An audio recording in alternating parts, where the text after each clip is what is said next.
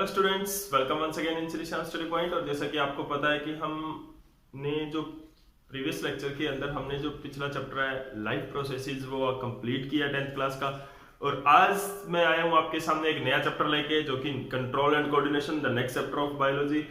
बहुत इंटरेस्टिंग रहने वाला है ये चैप्टर आपके लिए, क्योंकि इस चैप्टर के अंदर हम पढ़ेंगे कि पूरी बॉडी जो होती है ह्यूमन की, यानी कि हमारी जो बॉडी है वो किस तरह से काम कर रही है, यानी कि किस तरह से वो कंट्रोल एंड कोऑर्डिनेट कर रही है अपने आप को। कैसे हम ऐसे हाथ हिला रहे हैं, कैसे हम बोल रहे हैं, किसको क्या बोलना है। आप अपने फ्रेंड्स के साथ फ्रैंकली बात करते हो, लेकिन जब आपके फादर आ जाते हैं तो आपकी जुबान पे थोड़ा कंट्रोल हो जाता है।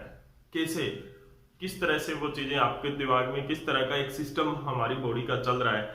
जैसे ही आपने किसी चीज को टच किया तो आपको सेंस होगी उसकी कि ये कोल्ड है कि हॉट है, कि क्या मतलब उसकी सेंस है। तो इस तरह से क्या है कि हमारी बॉडी जो है वो किस तरह से काम कर रही है। प्लांट्स के अंदर भी हम पढ़ेंगे कि किस तरह से वो कंट्रोल एंड कोऑर्डिनेशन हो रहा है। कंट्रोल एंड कोऑर्डिनेशन, सबसे बड़ी बात यहाँ पर क्या है, कंट्रोल एंड कोऑर्डिनेशन। तो कंट्रोल एंड कोऑर्डिनेशन होता क्या है? सबसे पहला तो कंट्रोल का मतलब क्या है। Control means to control anything, किसी चीज को कंट्रोल करना। कंट्रोल में क्या क्या चीज आती है? कंट्रोल का मतलब होता है किसी चीज को रेगुलेट करना। अब किस चीज को, मतलब कोई भी प्रोसेस है उसको रेगुलेट करना, दैट इज द कंट्रोलिंग। अगर और रेगुलेटिंग में क्या क्या चीजें आएंगी आपके पास? Regulating means you can start it, you can stop it, you can slow down it, you can fast up it, you can skip it. यानी कि कुछ न कुछ पार्ट इसके आप स्किप कर सकते हो, वो कंट्रोल है। उसको आप स्लो कर सकते हो, वो कंट्रोल है। उसको आप फास्ट कर सकते हो, वो कंट्रोल है। उसको आप चला सकते हो, वो कंट्रोल है। इवन उसको आप बंद कर सकते हो, that is also control on any reaction.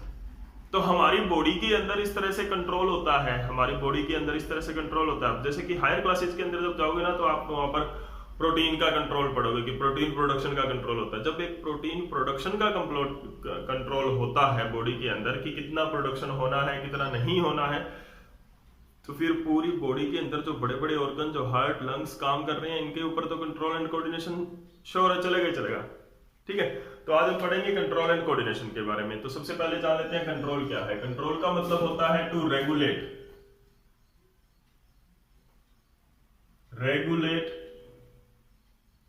The metabolic activities, metabolic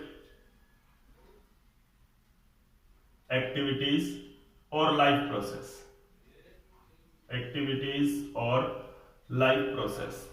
किस तरह से हम किसी मेटाबॉलिक एक्टिविटी को या लाइफ प्रोसेस को कंट्रोल कर सकते हैं, या एक्टिविटी ऑफ, इस चैप्टर के अंदर हम जो पढ़ेंगे वो मैं आपको बता रहा हूं।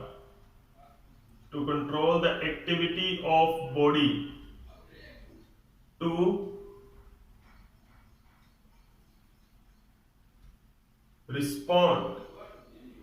Respond the external stimuli, to respond the stimuli को रिस्पॉन्ड करने के लिए। ठीक है, तो दैट इज स्टिमुली क्या होता है हम पढ़ेंगे।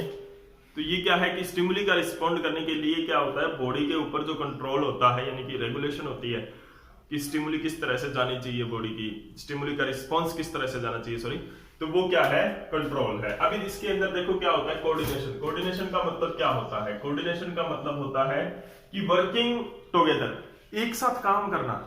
देखो कोऑर्डिनेशन मतलब कोऑर्डिनेट है कि नहीं। जैसे मतलब क्रिकेट के अंदर आप कमेंट्री सुनते हो, क्रिकेट मैच के जो शौकीन है क्रिकेट के, तो जब आप कमेंट्री सुनते हो तो आपको एक चीज सुनने को मिलती है कि अच्छा तालमेल था दोनों बल्लेबाजों के बीच में और 2 रन पूरे कर लिए, 4 रन पूरे कर लिए, इस तरह से। तो दैट इज द कोऑर्डिनेशन, तालमेल दोनों के बीच में। तो कोऑर्डिनेशन जब भी कभी होता है तो वो क्या होता है, इन बिटवीन होता है, यानी कि 2 या 2 ऑर्गेनिज्म से ज्यादा, उनके बीच में तालमेल कैसा है। तो अब यहाँ पे हम क्योंकि एक ऑर्गेनिज्म की बात कर रहे हैं, the coordination in the organism की बात कर रहे हैं, तो यहाँ पे हम ऑर्गेनिज्म तो यूज नहीं कर सकते क्योंकि we are talking inside the organism, and inside the organism there are organs होते हैं हमारे पास। तो क्या बात करेंगे कि the working together of the organs की और टिश्यूज की working together in a systemic manner के अंदर ये होनी चाहिए।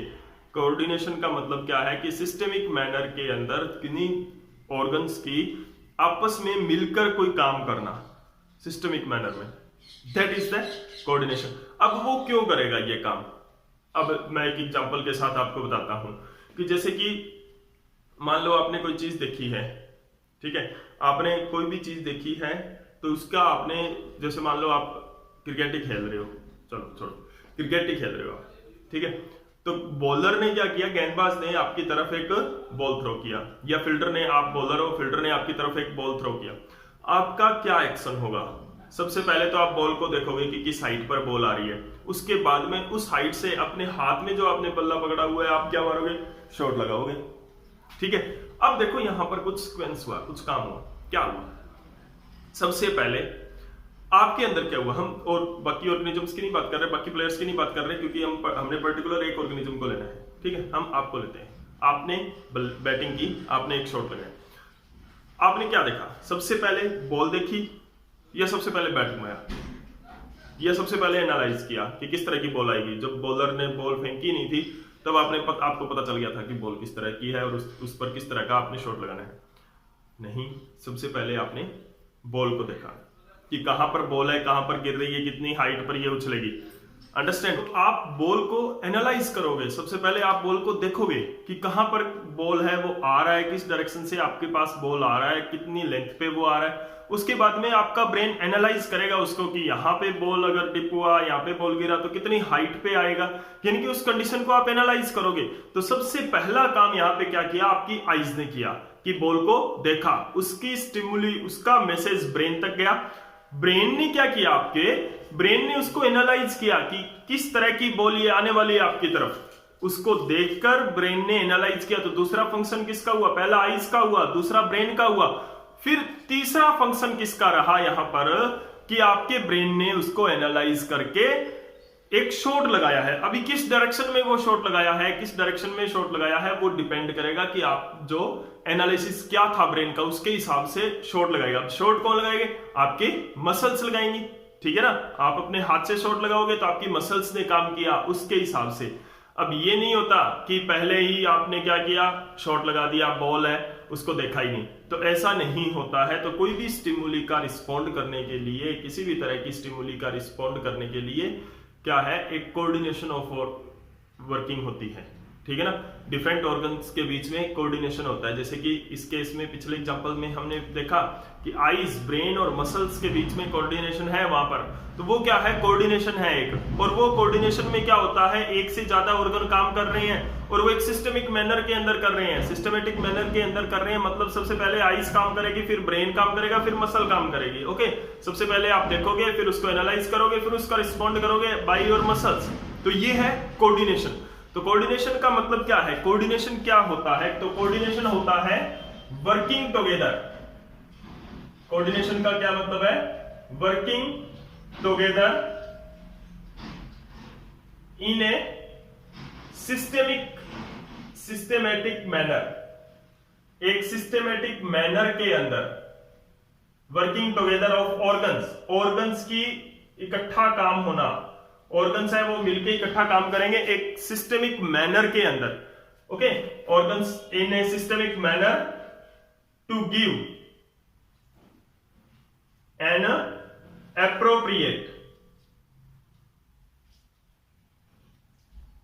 appropriate response to any stimuli। appropriate response to any stimuli की कोई भी स्टिमुली है। कोई और एग्जांपल भी आप ले सकते हो। कोई और एग्जांपल क्या है कि सबसे पहले क्या है कि जैसे मान लो आप बाहर खड़े हो, बारिश आ गई है। बारिश आने के बाद में आप क्या सोचोगे? आप किसी पेड़ के नीचे जाओगे या दीवार के पास जाओगे या कोई शेल्टर के अंदर जाओगे। तो अभी देखो, आप सबसे पहले क्या है कि आपकी स्किन ने महसूस करेगा बारिश आ रही है, बारिश हुई, तो वो ब्रेन आपका एनालाइज करेगा उसको कि बारिश हुई तो आप भीगोगे, आपको ठंड लग सकती है, सर्दी लग सकती है, जुकाम हो सकता है। और इस टाइम में जुकाम और सर्दी, कफ देखो कितना खतरनाक है।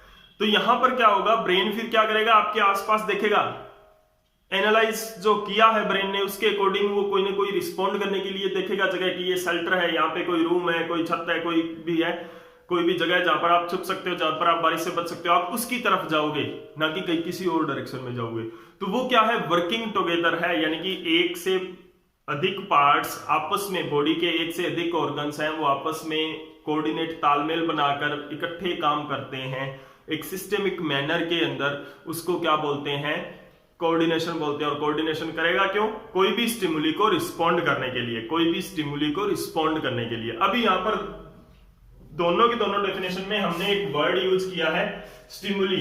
स्टिमुली जो कि इस चैप्टर का बेस हम मान सकते हैं कि बेसिक टर्म में से एक है स्टिमुली। स्टिमुली क्या है यहां पर आपको समझना बहुत जरूरी है। स्टिमुली ओके, क्या होता है कि stimuli are the environmental change. Stimuli क्या होता है? इन्वायरमेंट में हुए चेंजेस होते हैं जिसका हमें रिस्पॉन्ड करना होता है।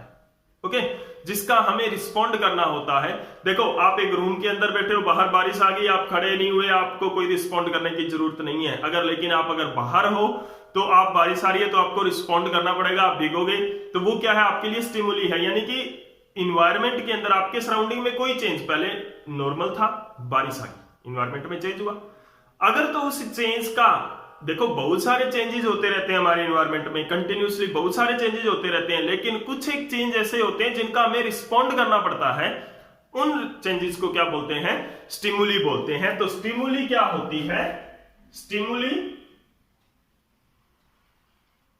स्टिमुली क्या है?